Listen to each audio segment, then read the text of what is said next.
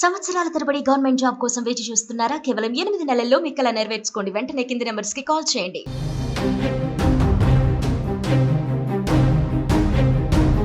పహల్గాం ఉగ్రదాడిలో సంచలన విషయాలు ఇప్పుడు బయటపడుతున్నాయి. ఇప్పటికే ఉగ్రదాడికి సంబంధించి దర్యాప్తు కొనసాగిస్తున్నటువంటి ఎన్ఐఏ బృందాలతో పాటు మిగతా అన్ని బృందాలు కూడా దీనిపైన దర్యాప్తు కొనసాగిస్తున్నాయి.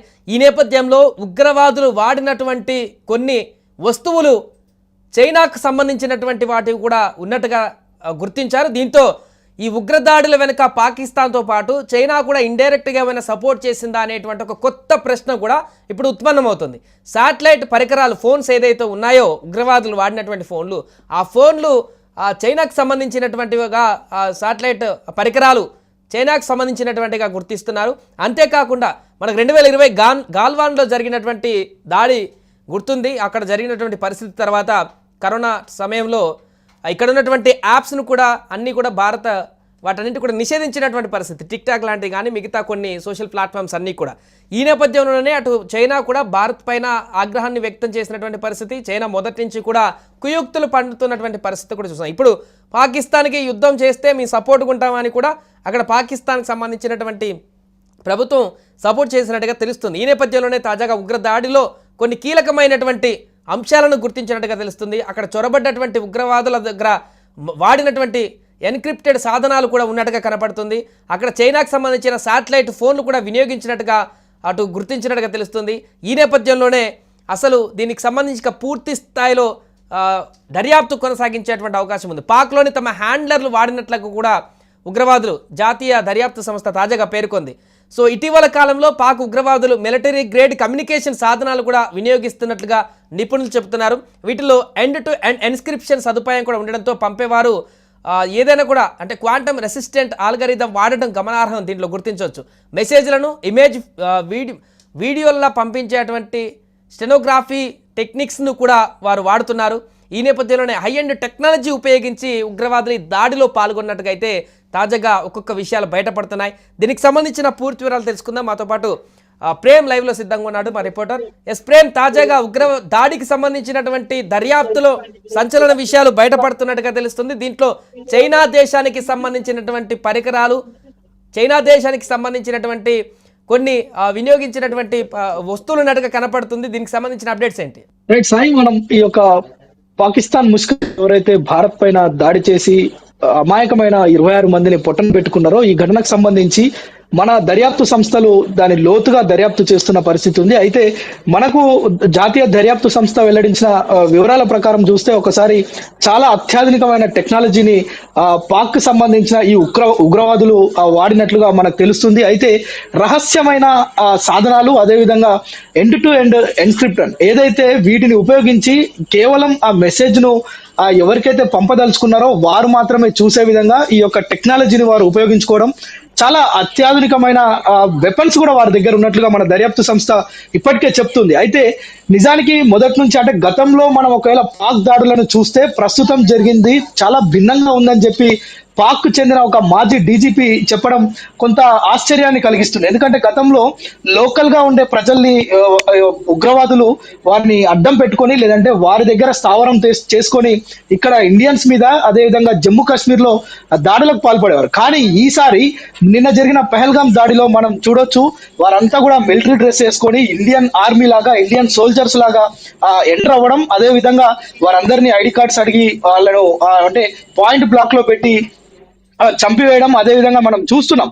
అంటే వీళ్ళకి ఎక్కడిది ఇంత టెక్నాలజీ అని చూస్తే వీరు దీనిపైన చాలా అంటే మన దర్యాప్తు సంస్థలు చేసిన రీసెర్చ్ లో తెలిసింది ఏంటంటే వీరు ఒక దాడి చేయాలంటే దాదాపు 6 నెలలు ముందుగా, దాదాపు సంవత్సరం ముందుగా వీరు ప్లాన్ చేసుకోవడం, ఎక్కడెక్కడైతే ఉండాలి, మనం ఎక్కడ స్థావరాన్ని ఏర్పాటు చేసుకోవాలి, ఎన్ని నిమిషాలు ఎన్ని గంటలు అక్కడ ఉండాలి, ఆ తర్వాత తప్పించుకునే మార్గాలను వీరు అత్యధికంగా అన్వేషించడం.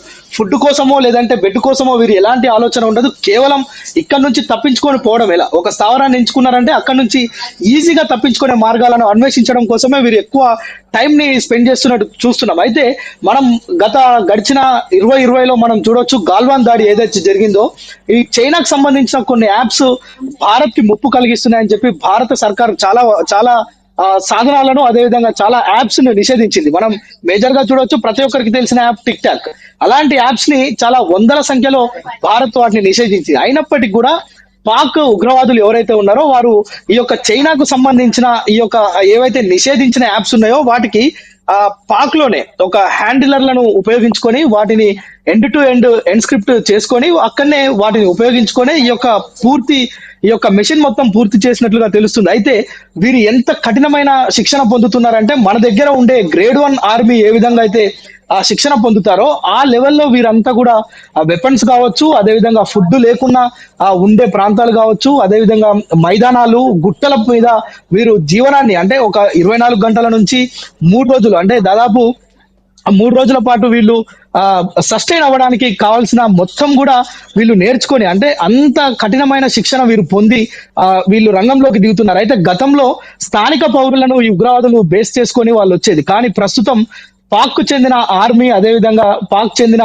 సైనికులు మాజీ సైనికులు ఈ యొక్క ఉగ్రవాదాన్ని శిక్షణ పొంది ఉగ్రవాదులుగా తయారై వస్తున్నారు అనేది మన ఇంటెలిజెన్స్ వర్గాలు అయితే ప్రస్తుతం చెప్తున్నారు. అయితే వీటన్నిటిని చూస్తే జనావాసాలలో ఉంటూనే మెట్రో లాంటి నగరాలలో జనావాసాలలో ఉంటూనే జనాల మధ్యనే ఒక పక్కగా వ్యూహాన్ని రచించి బాంబు దాడులు చేసిన ఘటనలు గతంలో చూసాం జనవాసాలకు వచ్చినాకనే. బట్ ఇప్పుడు గేరిల తరహాలో అడవుల నుంచి రావడం, అక్కడ చేసినటువంటి కార్యక్రమాన్ని ఉగ్రదాడి చేసినటువంటి తర్వాత మరలా అడవుల్లోకి నక్కి వెళ్ళేటువంటి ప్రయత్నాలకు ఒక కొత్త రకమైనటువంటి ఎత్తుగడతో వీళ్ళు ప్రణాళిక రచిస్తున్నట్టుగా తెలుస్తుంది. అంటే ఈ ప్రణాళిక రచిస్తుంది ఎవరు, దీని వెనక ఇంకా ఎవరెవరు ఉన్నారు? పాక్ లో ఈ యొక్క ఉగ్రవాద సంస్థలకు చెందిన హెడ్ ఎవరైతే ఉంటారో, కమాండర్స్ ఎవరైతే ఉంటారో వీరికి ఎప్పటికప్పుడు 20 నుంచి 25 నిమిషాల మెసేజ్లు వీరికి పంపిస్తుంటారు. అయితే ఇందులో 20 నుంచి 25 పాయింట్స్ కూడా ఉంటాయి. ఆ 20 నుంచి 25 పాయింట్స్ ప్రతి ఉగ్రవాది అయితే ఎవరైతే శిక్షణ పొంది ఈ యొక్క ఫీల్డ్ లోకి వస్తారో అంటే ఈ యొక్క మారణ హోమాన్ని తలపించేందుకు ఎవరైతే వస్తారో వారందరూ కూడా ఆ పాయింట్స్ ఏదైతే 1 నుంచి 20-25 వరకు ఉంటాయో ఖచ్చితంగా ప్రతి ఒక్కరు వాటన్నిటిని అనుసరించాల్సిందే, అది వాళ్ళ రూల్ అన్నమాట. అందులో వాళ్ళు ఎప్పటికప్పుడు వీరు ఎలాంటి వ్యూహాన్ని మార్చుకోవాలి, లేదంటే ఎలాగా వీరు ఎప్పటికప్పుడు మారుతూ ఉండాలి, ఏ ప్రదేశాన్ని ఎంచుకోవాలి, ఎక్కడ ఫుడ్ తినాలా, లేదంటే ఎలాంటి డ్రెస్సులు వేసుకోవాలా, ఎలా నమ్మించాలి అవతల వాళ్ళను, నమ్మించి గొంతుకోవడం ఎలా అనే ఇలాంటి అనేకమైన విషయాలను వీరికి దాదాపు 20 నుంచి 25 పాయింట్లు వీళ్ళకి ఎప్పటికప్పుడు అప్డేట్ గా వస్తుంటాయి. అంటే వీళ్ళు ఇక్కడ ఏం జరుగుతుంది సరౌండింగ్ ప్రాంతంలో, ఇక్కడ ఎలాంటి రెక్కి నిర్వహిస్తున్నారు, లేదంటే ఎలాంటి బందోబస్తు ఉన్నది, మనం ఎక్కడ ఈజీగా మన ఈ యొక్క దుర్మార్గమైన కాండను నిర్వహించవచ్చు అనేది ఎప్పటికప్పుడు అంచనా వేసుకుంటూ వారికి దీనికి సంబంధించిన సలహాలు సూచనలు ఇవ్వడం, వాటిని పక్కగా అమలు చేసి ఇలాంటి విధ్వంసాలకైతే పాల్పడుతున్నట్లుగా మనకు తెలుస్తుంది. మరోవైపు జంగిల్ మౌంటైన్ వార్ఫేర్ లో వీళ్ళకు కఠినమైన శిక్షలు ఇవ్వడం. ఒక విషయం, చాలా ఇంట్రెస్టింగ్ విషయం ఏంటంటే వీళ్ళు ఫుడ్ కోసం ఒక 20 నుంచి 25 కిలోమీటర్లు నడిచి వెళ్తారు.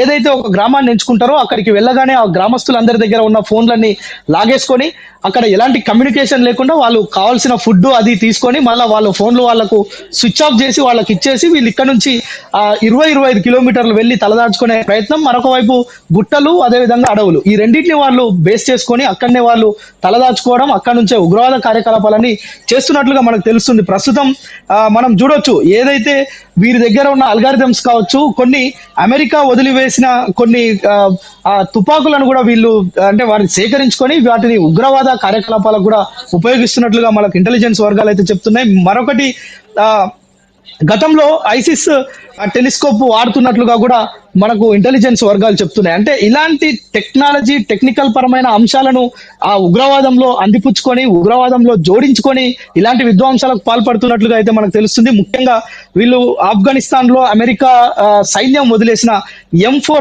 రైఫిల్స్ ను కూడా ఈ యొక్క మెషిన్ లో ఉపయోగించినట్లుగా మనకు తెలుస్తుంది. ఇలాంటి అత్యాధునికమైన పరికరాలు. మరోవైపు ఏదైతే వీళ్ళకున్న మొత్తం కూడా వీరికి సంబంధించిన ఫుడ్ విషయం కావచ్చు, వెపన్స్ కావచ్చు, వాతావరణాన్ని తట్టుకునే శక్తి కావచ్చు, వీళ్ళు అంటే పూర్తి ఎండలో అయినా ఉంటారు, లేదంటే సైనికులు ఉన్నట్లుగా మంచులో కూడా కొన్ని గంటల పాటు వారు ఉండే విధంగా ట్రైన్ అవుతున్నారు. వీటన్నిటిని చూస్తుంటే అంటే వీళ్ళు ఒక సైనికుని కంటే ఎక్కువ ట్రైన్ అవుతున్నారు అనేది తెలుస్తుంది. అయితే ఏది చేసినా భారతీయులను, భారతదేశాన్ని వీళ్ళు దొంగ దెబ్బ కొట్టడం తప్పిస్తే వీరికి మరొక ఆలోచన లేదు. దానివల్ల ప్రపంచ దేశాల్లో పాకు ఒంటరి కావడం తప్ప కూడా వచ్చే ప్రయోజనం కూడా ఏం లేదు. Sai right, thank you Prem. So మొత్తానికి తాజాగా జమ్మూ కాశ్మీర్లోని పహల్గామాలో జరిగినటువంటి దాడికి సంబంధించి కొత్త విషయాలు బయటకు వస్తున్నాయి.